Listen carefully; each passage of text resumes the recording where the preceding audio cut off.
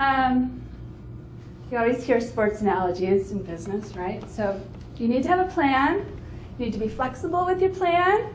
You need to evaluate your competition, right? You need to move forward on your plan, but you also have to be flexible enough to change your plan if need be. This is he's a retired Argentine footballer, soccer player. But whatever. Okay, so this guy is one of my favorite researchers on the subject. His name is Pankaj Ghemawat.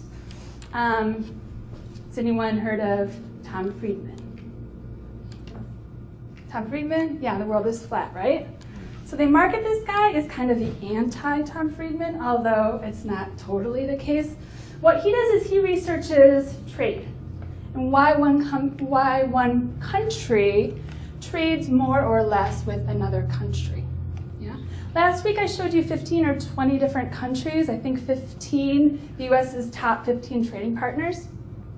And there are reasons that those countries are the top trading partners. So why are we trading more with Canada than we are with Vietnam? So he studies why this is. So he looked at states like, I think he looked at Michigan, or he looked at Vancouver. He looked at Washington, the state of Washington, and why they were more likely to trade with the state of Oregon as opposed to a Canadian state that they were very close to.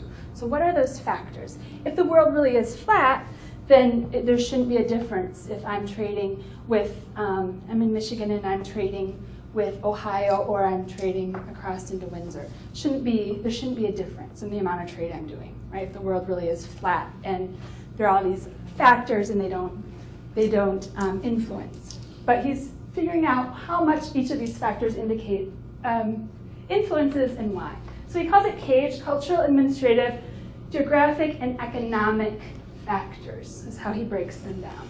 And his argument is that the cultural and the administrative factors are frequently overlooked. So more companies look at the geographic differences, the economic differences, but they don't look at the administrative and the cultural as much. Now, I went to a conference a couple of years ago, and an international sales director from Hayworth spoke. So everyone familiar with Hayworth? The office furnishings company on the west side of the state. They do about $1.2 billion in sales, and they're in like 70 different countries. So they're big, and they're very global. So they do not create a framework like I had you guys do for your homework. They actually take these attributes at the top here, and they assign each of them a weight, a factor, a number, and then they total them up by country. And that is a tool that they use in making those decisions. So this is another opportunity, this is another way of looking at things. So cultural difference, different languages, how much do different languages affect your choice of whether to go into a country or not? Canada is easy because they mostly speak English there, right? Where China might be a little bit more problematic because you're afraid of the language differences. Well, that might be more of a factor in something that has a high linguistic content. So if you're a TV company, if you're a publishing company, right? Maybe software, this might be important. It might not be as important if you're selling pencils. The linguistic differences don't matter so much. Yeah? But if the linguistic differences are actually part of your product, the content of your product, it's going to be more important. So religions, social norms, different ethnicities, how those affect, administrative differences. So looks at colonial ties, looking at political, so these are all listed as negative, right? So difference, absence, hostility, remote, lack, weak, right? So these are all listed as negatives, as factors. They could be switched and I'll put in the positive as well. But as long as you're, you can rank this as a 1 or you can rank it as a 10, just depending if you want to use high numbers as your indicators. So the higher the number, the more interesting the country, or the lower the number, the more interesting the country. Just depends on how you choose to do that. And I know it might be difficult to see on your photocopies, but you can go to his website, which is just gamowatt.com, and you can find that. So again, there's like 15 countries that the US does 95% of its trade with. Well, why is that?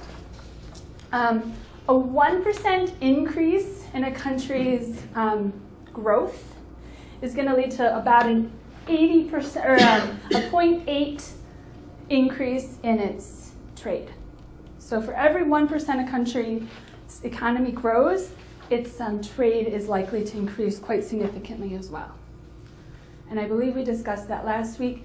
In the United States, any of this growth that's happening, and it's not huge right now, but the growth that we are experiencing, most of it is due to exports. Most of it is due to trade, because our market is pretty much saturated. We're not an emerging market these days. Yeah. So some other things he found were that countries are 10 times more likely to trade with former colonies. So if you have colonial roots, you're 10 times more likely to trade with that country. 3.5 times as likely to trade with a shared currency country. So either because you have exactly the same currency, or maybe your currencies are pegged to each other, right? And in Ecuador now, they use the US dollar. You don't even have to trade your dollars in when you walk into the country. You still use dollars everywhere. So that might promote trade because you have less currency fluctuation risk, right? And all sorts of financial risks tend to mitigate. You're 3.3 times as likely to trade with a member of a regional trading bloc. So if you're both members of NAFTA, if you're both members of the EU, you're more likely to trade with each other, which makes sense. 3 times as likely to trade with a country that has the same language. So all of these factors go into those decisions that are being made. And you're 0.8 times as likely to trade with a country that has a common border. So those are just some of his findings, which are kind of interesting. So when I spoke about Hayworth, he assigned numbers to these, and then they used that to choose which countries they were going to enter.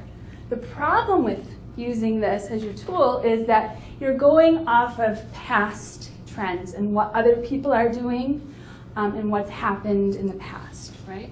You're not really working on being a market leader and thinking, okay, what are the opportunities that lay ahead? You're more relying on past successes. You know? Just like looking at the market and how much is already being imported into a country that you're interested in, right? If they're already importing a lot of chocolate, you know they're going to be interested in sweets and they're going to be interested in your product. Well, that's great, and it's an important indicator, but you're looking at trends and being more reactionary in that place. Are you in a product, are you in an industry where you have an opportunity to create the market, right? And be at the forefront of that? In those cases, these sorts of things aren't necessarily going to be as forward-looking, so things to keep in mind. All right, so this is kind of an overrun of what we did last week. Right, you chose your potential markets, you developed some indicators, you converted your data into those indicators, weighing them, and analyzed. So that did come from this book, and again, I think this is a great book. And we might have Jim Foley here this fall to do some more in-depth workshops. We'll see how that goes, but if you're interested at all in that book, it's a good friendly read, so I encourage you to check it out. Any other questions about that tool or anything else that as we're talking today you've thought of or remembered from working on that last week and during the course of the week? No? All right. So we don't really need to go through all of those. Okay. So some factors are more easy to capture in those tools, some less. So what do you need to consider? How many markets? How many markets are you really going to be interested in? So maybe you have one market that rises strongly to the top and the others, not so much. Then how do you choose what your second market might be? Or maybe everything still has a pretty equal weight. How do you allocate your limited financial resources, your limited time, your limited amount of people into those markets? Now, you don't want to spread yourself too thin, but you don't want to just go to one market and miss some other very close opportunities as well. So this is something you got to think about. Analyze, think about it again. I mentioned before your desired level of penetration. How much customer feedback do you want? Do you need a lot of customer feedback? Do you need to be very close to your customer in order to service their needs, in order to be on top of any sort of innovations that need to take place? Or can you stand back a little ways from your customer and you've got a product that doesn't require such close contact? Your financial resources, your marketing costs. So it might be that one marketing plan works really well throughout Southeast Asia. It might be that it works only in Southwest China and not even throughout the country of China, and you need 4 different marketing plans for the country of China. Yeah, we talked about that a little bit too. The idea that a market might be a country, but a market might also be a region of the world that you can have a similar sort of overall arching plan for. It might be a subcomponent of a country. It just depends on what those customers' trends are. Your manufacturing flexibility, and if you're going to be able to, there was a question on that 9questionexport.gov quiz about your manufacturing capabilities. Are you going to be flexible enough to respond to high requests? If demand drops and you're in a more of a cyclical market, how are you going to deal with that? And are you going to be able to weather the storm if your sales volume drops? How accepting are you of risk? This is really important. So there's lots of different risks. There's financial risk, especially if you're giving your customers credit, right? How are you going to deal with that? There's the risk of, there's political risk. So if you're dealing with something that we looked at, the administrative difference in the CAGE framework, right? If you administratively, if you're in natural gas or if you're in something that's got a really large fixed sunk cost, what is your risk if that government decides to expropriate your facilities there, right?